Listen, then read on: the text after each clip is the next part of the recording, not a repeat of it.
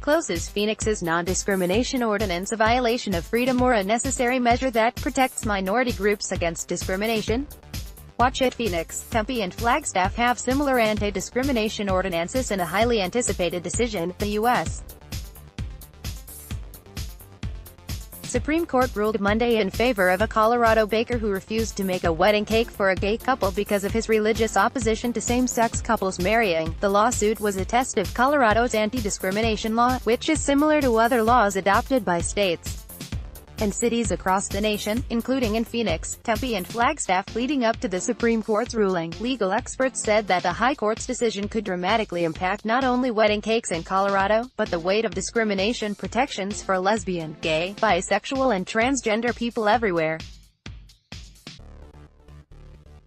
However, that didn't turn out to be the case. The 7-2 decision was so narrowly tailored that it likely will not affect other state and city laws or even other similar lawsuits winding their way through lower courts, including in Phoenix. Phoenix First Amendment attorney Dan Barr, one of the lawyers who challenged Arizona's now-defunct law banning same-sex couples from marrying, said the decision ends on the key issues of the case.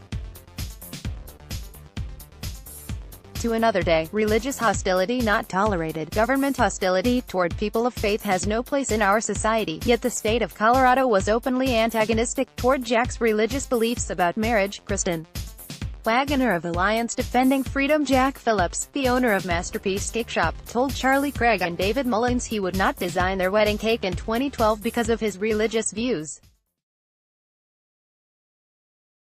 The couple filed a charge against the baker with the Colorado Civil Rights Commission, alleging the Phillips violated the Colorado Anti-Discrimination Act. The Supreme Court's decision hinged on how the commission treated Phillips.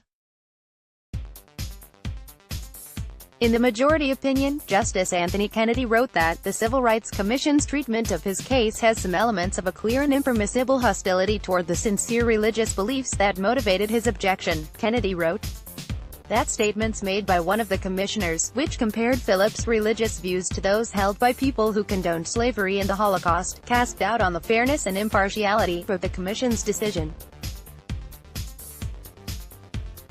However, Kennedy did not touch the root issues of the case, including whether baking qualifies as expression that deserves First Amendment protection and whether religious freedom supersedes discrimination protections. People are already saying today's decision means that businesses can turn away LGBT people. It doesn't. And our laws should make crystal clear that no business has the right to discriminate against customers based on sexual orientation or gender identity. James Essex, director of the American Civil Liberties Union's LGBT and HIV project, the outcome of cases like this in other circumstances must await further elaboration in the courts. Tolerance and respect for good faith differences of opinion are essential in a society like ours. This decision makes clear that the government must respect Jack's beliefs about marriage, Wagner said. James Essex, director of the American Civil Liberties Union's LGBT and HIV project, said in a statement following the court's decision that Congress should pass a federal law that protects against discrimination of all groups of people, including the LGBT community. People are already saying today's decision means that businesses can turn away LGBT people.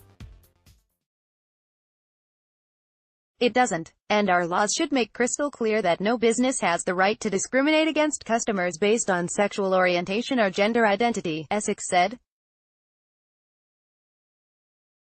Close Supreme Court gives victory to a Colorado baker who refused to make cake for a gay wedding. USA Today. Phoenix brush. Business owners and individuals who don't comply can face criminal prosecution and a misdemeanor charge, with each violation punishable by up to 6 months in jail and a $2,500 fine.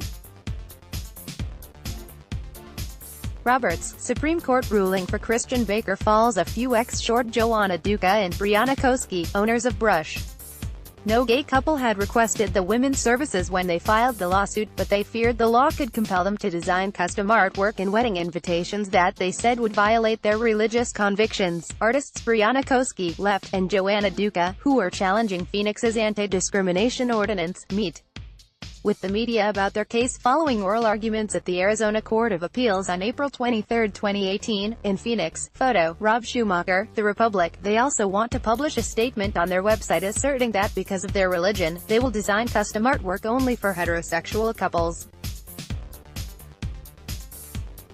In October, Maricopa County Superior Court Judge Karen Mullins rejected all of Duca and Koski's legal arguments and confirmed that the Phoenix Ordinance does not violate Arizona's free speech and free exercise of religion laws.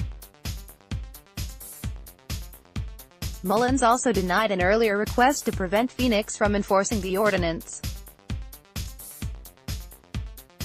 The Arizona Court of Appeals heard oral arguments in the case in April and is expected to issue a decision this summer. We believe the Supreme Court's narrow decision that the Colorado Civil Rights Commission discriminated against the baker and Masterpiece Cake Shop will make little difference in the brush.